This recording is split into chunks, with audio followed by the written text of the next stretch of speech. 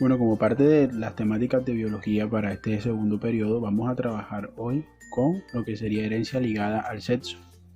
Como tal, ya vimos herencia sanguínea y vimos leyes de Mendel. Todo esto, digamos que es un preámbulo para poder también observar hoy el tema de herencia ligada al sexo.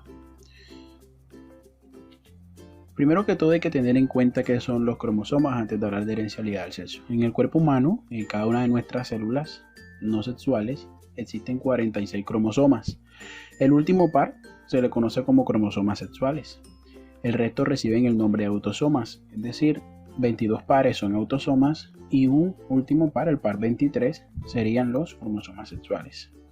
Como podemos ver aquí en la imagen, observamos cada par de cromosomas. Aquí el par 1, representado por el que viene de la madre, estaría representado por el color rosado y el que viene del padre estaría representado por el color azul. Como yo les decía, 22 de estos pares, estos 22, son los denominados autosomas. Y solo estos dos de aquí abajito son los cromosomas sexuales. Los cromosomas sexuales básicamente, digamos, tienen una forma o una distribución. El XY representa lo que sería el sexo masculino y el XX representaría lo que sería el sexo femenino. Entonces, los cromosomas sexuales. Vamos primero con los femeninos. El XX, como yo le decía, cuando una persona o un ser humano tiene dos cromosomas XX, en el último par decimos de que es de género femenino. En cambio, cuando la persona tiene un XY, en el par 23 decimos que es de género masculino. ¿Quién determina el sexo? Básicamente, en seres humanos, el sexo viene determinado por cuando se produce la fecundación. En este caso, la fecundación es cuando se une el óvulo con los espermatozoides. El hombre puede aportar un espermatozoide con cromosoma X o en su defecto un espermatozoide con cromosoma Y. En cambio, la mujer solo tendrá un cromosoma X en su óvulo. Por lo tanto, si yo combino un cromosoma X con otro X, tendré una niña. En cambio, si yo combino un cromosoma X con otro Y, tendré un niño. Entonces, esos son los que determinan el sexo. Teniendo en cuenta el sistema sanguíneo de una persona, ¿podríamos descartar su paternidad? Es decir, si un niño o niña es o no es descendiente biológico de determinados progenitores. Con el sistema sanguíneo ABO no es posible establecer si alguien es hijo de determinados padres. Para ello son las pruebas de ADN, pero el sistema sanguíneo sí nos permite descartar con total certeza, en algunos casos específicos, falsas paternidades. ¿Cómo es eso posible? Veamos. En nuestro ADN tenemos un alelo sanguíneo heredado de nuestro padre biológico y otro de nuestra madre biológica. Es por ello que nuestro fenotipo sanguíneo va a ser el resultado de este cruce y por tanto tendremos un genotipo con alelos de ambos progenitores, es decir, de nuestro padre y de nuestra madre. Ese será nuestro genotipo sanguíneo. Es importante tener en cuenta que los alelos A y B son codominantes y el alelo O es recesivo. Por ello, una persona con fenotipo sanguíneo A puede haber heredado de sus padres ambos alelos A, teniendo un genotipo AA, o uno de sus progenitores le heredó el alelo A y el otro el alelo O, por tanto, tendría el genotipo AO. En ambos casos se va a expresar el fenotipo sanguíneo A de esa persona porque es dominante y aunque presente en el genotipo el alelo O, este no se expresa en el fenotipo de la persona de nuestro ejemplo porque es recesivo. Analicemos el siguiente ejemplo. Un hombre con grupo sanguíneo B y una mujer con grupo sanguíneo A tienen dos hijos, de los cuales uno tiene grupo sanguíneo AB y el otro O. Hay una probabilidad de que este segundo hijo no sea biológico de este padre, porque para que se pueda expresar el fenotipo O, que es recesivo, es necesario que haya heredado los alelos O de ambos padres. En este ejemplo nos dan el fenotipo de la pareja, es decir, ella A y él B, pero desconocemos totalmente el genotipo de ambos. Sí, ambos alelos heredados de sus padres. Si el genotipo de ella es AO y el de él BO, ambos pudieron heredarle el alelo recesivo O a este hijo. Por tanto, el genotipo de este hijo es OO y se expresaría en el fenotipo el grupo sanguíneo O, porque como ambos son recesivos, no hay nada que le impida expresar este fenotipo. ¿En qué caso este niño no sería hijo del hombre del ejemplo? Si el hombre tuviese genotipo BB, ya que esta pareja solo podría tener hijos, bien sea AB, este sería el genotipo de uno. En ese caso, como ambos son codominantes, el grupo sanguíneo de este posible hijo sería AB.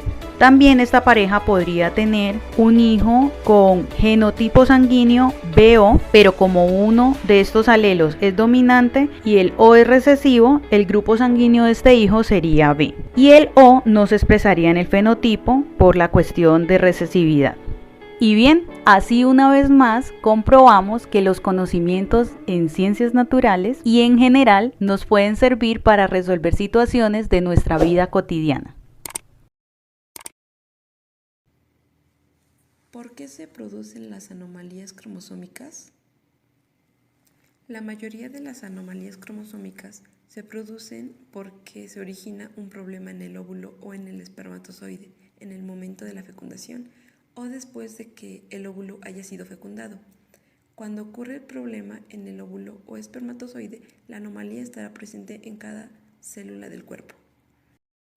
Las anomalías cromosómicas generalmente ocurren cuando hay un error en la división celular. Hay dos tipos de división celular: la mitosis, que es 2 células son duplicadas de la célula original, y la meiosis, células con la mitad de número de cromosomas, 23 en lugar de 46. Hoy en Draw My Life, el síndrome de Down.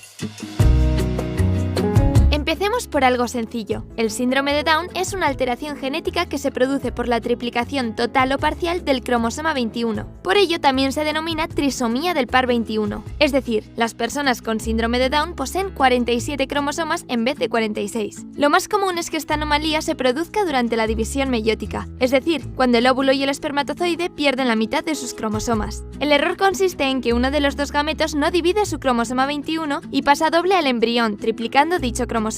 Este proceso se denomina trisomía libre y es el más habitual en las personas con síndrome de Down. Hay otra variante de trisomía llamada translocación. En este proceso, un trozo del cromosoma 21 de uno de los progenitores se desprende y se pega a otro cromosoma, habitualmente al 14. El resultado es el mismo, 3 cromosomas 21. En este caso, el padre o la madre son portadores. Ellos no presentan la trisomía, pero pueden pasarla a más hijos y hacer que otros hijos sean portadores. Por ello deberían hacerse un estudio genético. El mosaicismo es la forma de trisomía menos común. Se produce tras la concepción. La trisomía solo está presente en algunas células. El porcentaje de células afectadas puede abarcar desde unas pocas a casi todas. Se desconocen las causas por las que se produce la trisomía, pero en algunos casos se relaciona estadísticamente con la edad de la madre superior a los 35 años. El síndrome de Down se caracteriza por un grado variable de discapacidad cognitiva. Son habituales las cardiopatías. De hecho, es la causa principal de mortalidad en los niños con síndrome de Down. También pueden padecer anomalías respiratorias, digestivas o endocrinas, así como trastornos de la visión, déficits auditivos o problemas dentales. A su vez, es común que posean un comportamiento impulsivo, deficiencia en la capacidad de discernimiento, nivel de atención y aprendizaje bajo.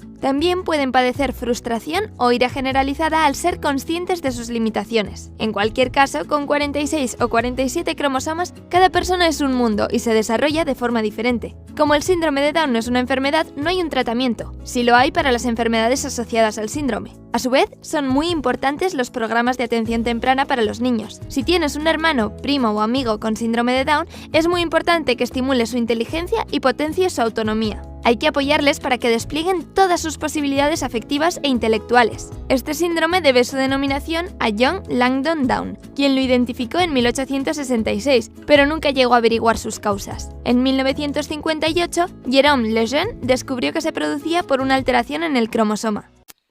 Hola, hoy veremos el síndrome de Klinefelter y el síndrome de Turner. Estas son afecciones de carácter genético. Esto quiere decir que es un trastorno que viene en el código de nuestras células. El síndrome de Klinefelter le ocurre a un individuo cuando clínicamente podría inferirse que tiene características masculinas y femeninas, ya que tiene 3 cromosomas en lugar de 2, y en uno de ellos tiene el cromosoma Y. En esta afección podríamos inferir que tiene las características de una mujer y de un hombre.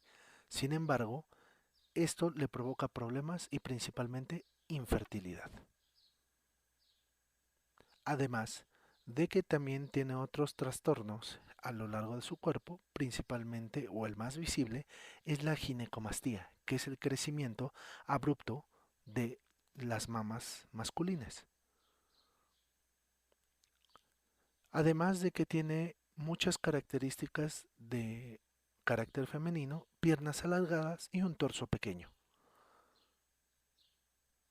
Además de esto, tiende a tener muy poca fuerza y sufre de fatiga crónica.